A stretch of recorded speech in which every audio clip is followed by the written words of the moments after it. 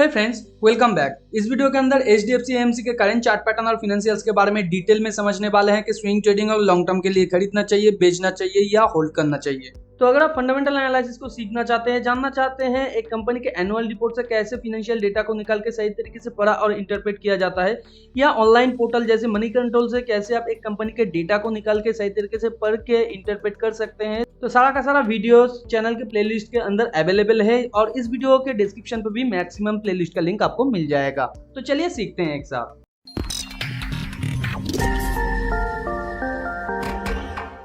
तो जैसे कि आप स्क्रीन पे देख पा रहे हैं, HDFC AMC का ये वनडे का चार्ट है। वनडे के चार्ट में ये एक बेयर वेज के अंदर था लॉन्ग टाइम से, और यहाँ पे इसने 1 स्पाइक, 2 स्पाइक और 3 स्पाइक क्रिएट करने के बाद एक बेयर फ्लैग का यहाँ पे पैटर्न क्रिएट कर रहा था।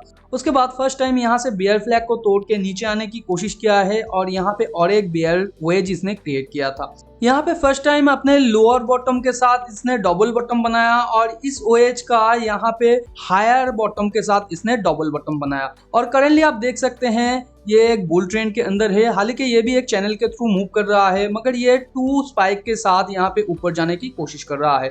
जहाँ पे ये था इसका 1 स्पाइक और यहाँ पे करेंटली ये 2 स्पाइक क्रिएट करने की फिराद में है।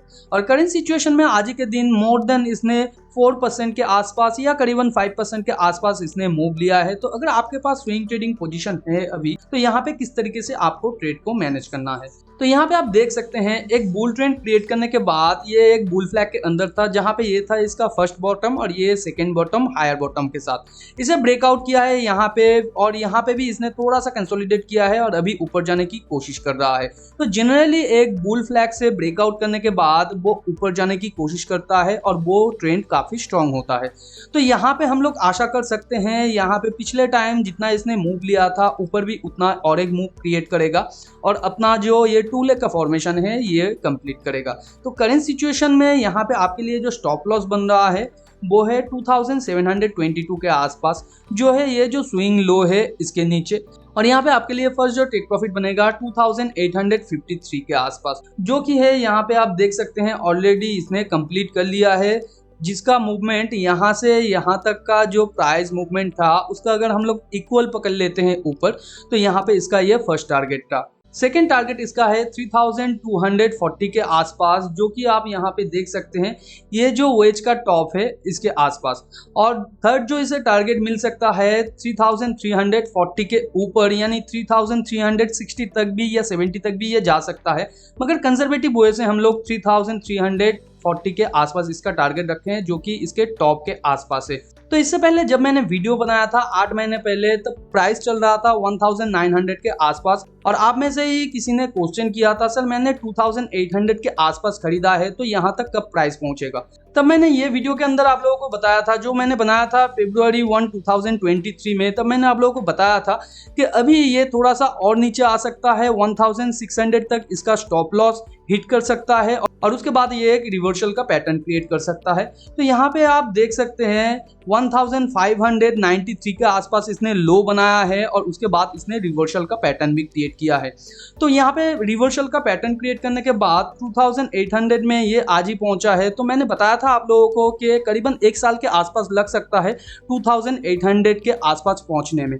तो तब जिन्होंने क्वेश्चन किया था उस वीडियो के अंदर मैंने समझाया था डिटेल में कि किस तरीके से आपको यहाँ पे ट्रेड को मैनेज करना है। अगर आपने उस तरीके से ट्रेड को मैनेज किया होगा तो यहाँ पे आपको 2800 का जो लॉस है वो रिकवर हो गया होगा। चलते हैं करंट सिचुएशन में। तो यहाँ पे करेंटली अगर आपके पास पोजीशन है तो फर्स्ट टारगेट तो आपका मीट हो गया होगा, तो सेकंड टारगेट के लिए आप किस तरीके से यहाँ पे ट्रेड कर सकते हैं। जैसे कि यहाँ पे आज के दिन इसने एक ब्रेकआउट किया है, तो यहाँ पे आपको टेल करते रहना चाहिए। टेल आप किस तरीके से करेंगे, मान लीजिए यहाँ पे 1-2 बार और ये बुल कैंडल क्रिएट करता है, या यहाँ पे एक छोटा सा पुल बैक करता है और पुल बैक के बाद वो फिर ऊपर जाने की कोशिश करता है, तो यहाँ से स्टॉप लॉस को लेके ये जो नया स्विंग पॉइंट लो है इसके नीचे आप डाल देंगे, और इस तरीके से फर्दर जितना भी ऊपर ये स्विंग पॉइंट बनाता जाएगा और प्राइस पिछले टाइम का जो स्विंग हाई है उसे तोड़ के ऊपर जाता जाएगा, आप स्टॉप लॉस को लेके जो स्विंग पॉइंट लो बनाया है उसके नीचे डालते जाएंगे। इस तरीके से टेल करते जाएंगे तो 3340 का जो टारगेट है वो भी आपका अचीव हो जाएगा। और इसी बीच में अगर कोई मेजर रिवर्सल का पैटर्न क्रिएट होता है वहां से भी आपको एग्जिट ले लेना है। और अगर ये एक दो कैंडल और यहाँ पे बिग बार क्रिएट करता है तो वहां पे भी आपको छोटा सा टेक प्रॉफिट तो ले ही लेना है, क्योंकि वो एक एग्जॉशन का सिचुएशन होता है और जनरली एक एग्जॉशन के बाद वो टू लेग पुल बैक का फॉर्मेशन करता है। वो टू लेग फॉर्मेशन एक डीप पुल बैक भी हो सकता है या साइडवे का भी हो सकता है, तो ये कहा नहीं जा सकता। इसलिए आपके लिए आइडियल यही होगा 50 to 60% वहां पे आप टेक प्रॉफिट ले ले और बाकी का फर्दर आप टेल करते रहिए। यहाँ पे आप नया पोजीशन क्रिएट करना चाहते हैं तो वो भी आप क्रिएट कर सकते हैं, मगर आपके लिए जो फर्स्ट स्टॉप लॉस रहेगा वो यही पॉइंट पे रहेगा फर्स्ट। और यहाँ पे फर्दर जब वो ऊपर एक कंसोलिडेशन के साथ ऊपर जाएगा तब यहाँ पे नया स्टॉप लॉस आपके लिए बनेगा जो कि है टेलिंग स्टॉप लॉस। और सेम तरीके से आपको टेल करते जाना है अगर आपको 3340 का टारगेट अचीव करना है। और इसी बीच में अगर वो रिवर्सल का पैटर्न क्रिएट करता है आपके लिए भी सेम सिचुएशन होगा, कंपनी के शेयर से आपको सिंपली निकल जाना है, तब आप छोटा सा प्रॉफिट में हो या लॉस में हो। और अगर आप कंपनी के अंदर लॉन्ग टर्म के लिए इन्वेस्टेड है तो इस वीडियो के अंदर मैंने डिटेल में समझाया है कि लॉन्ग टर्म के अंदर आपको किस तरीके से कंपनी के अंदर नया पोजीशन लेना है या एग्जिस्टिंग पोजीशन को कैसे हैंडल करना है। और फाइनेंशियल के बारे में भी डिटेल में आपको समझाया है, तो ऊपर आई बटन पे आपको वीडियो का लिंक मिल जाएगा, आप इस वीडियो के बाद जाके देख सकते हैं। और अगर आप नया पोजीशन भी क्रिएट करना चाहते हैं तो भी मैं इसके अंदर डिटेल में समझाया हूँ कि किस तरीके से आपको नया पोजीशन क्रिएट करना है।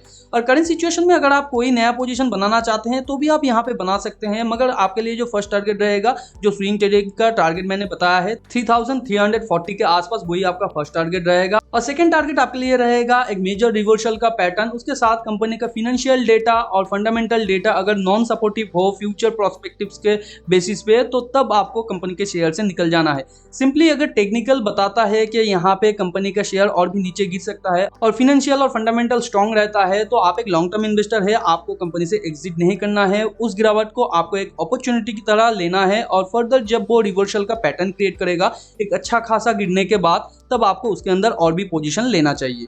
तो टेलीग्राम चैनल को भी ज्वाइन करके रखिए, क्योंकि उसके अंदर मैंने एक एक्सेल शीट शेयर किया है जहां पे चार्ट एनालिसिस के साथ आप लोगों को समझाया है कहां पे एंट्री, एग्जिट और टेक प्रॉफिट लेना है। बहुत सारा स्विंग ट्रेडिंग का अपॉर्चुनिटी अभी भी मौजूद है, लिंक नीचे डिस्क्रिप्शन पे है, आप जाके ज्वाइन करके वो एक्सेल शीट को एक्सेस कर सकते हैं। फ्री में डीमैट अकाउंट ओपन करना चाहते हैं, लिंक नीचे डिस्क्रिप्शन पे है, साथ पाइए इस चैनल की तरफ से 50 रुपीज तक का स्टॉक बिल्कुल फ्री। मिलते हैं अगले वीडियो पर, तब तक के लिए अपना बहुत ज्यादा ध्यान रखिए। Thanks for watching and happy investing.